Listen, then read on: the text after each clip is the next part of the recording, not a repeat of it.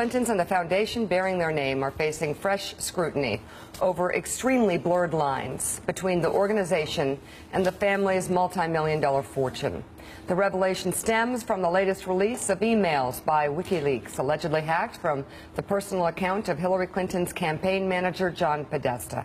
A purported 2011 memo from longtime aide to former President Bill Clinton, Doug Band, lays out extensive fundraising efforts by him and his company, Teneo, on behalf of the Clinton Foundation and the Clintons personally.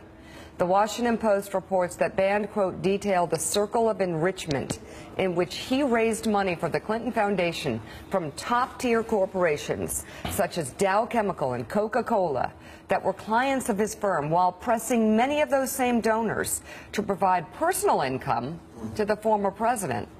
The memo, which came during Hillary Clinton's time as Secretary of State, goes on to discuss how that works for the foundation, how that work for the foundation could be used to extract large speaking fees and other paid work for the former president, even referring to the operation as Bill Clinton Incorporated.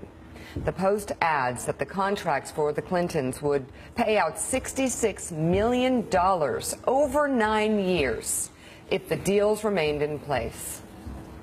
Eddie's shaking his head, so I'm wondering if there are new words coming from him. Like, damn. Part of the memo allegedly reads, independent of our fundraising and decision-making activities on behalf of the foundation, we have dedicated ourselves to helping the president secure and engage in for-profit activities, including speeches, books, and advisory service engagements. In support of the president's for-profit activity, we also have solicited and obtained, as appropriate, in-kind services for the president and his family for personal travel, hospitality, vacation, and the like. Nicole, what do you think? How bad is this? Well, it's not good. And I think it is. Is that what they would say, like, if the Bushes did this? Listen, the Bushes would never do this. I know they wouldn't. I think it's so interesting, the point Willie made, that this came about because Chelsea Clinton started asking questions. And one of the other revelations, I think, that came out before this story did was that she'd been called a spoiled brat. She doesn't sound very bratty to me. She sounds pretty insightful. Mm-hmm. Band's memo was sent as part of a review. Hold on. So Willie, how... This basically confirms everything that Ron Fournier has been saying for a year now. Follow the money. Source inside the Clinton camp. Oh, there it is. Follow the money, my Clinton source said in 2015. Follow the money.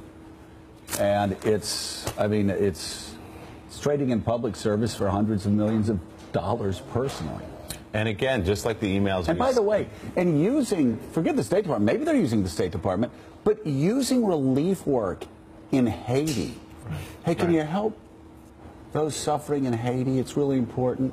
Thanks. Listen, could you also give Bill Clinton $500,000 to give a speech in your corporate luxury box?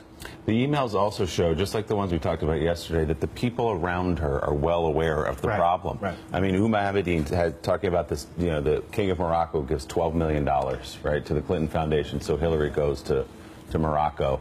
And Huma writes in one of these emails about Hillary, she created this mess and she knows it. Everybody, the people the closest to Hillary Clinton know, and Hillary Clinton must know on some level, that all these things will not look good when you go into a presidential campaign. At best, they're unethical. And now, again, what the question's always been is, has it led to policy change? Was something done differently by Secretary Clinton as Secretary of State as a result of donations made to her and the foundation and Bill Clinton?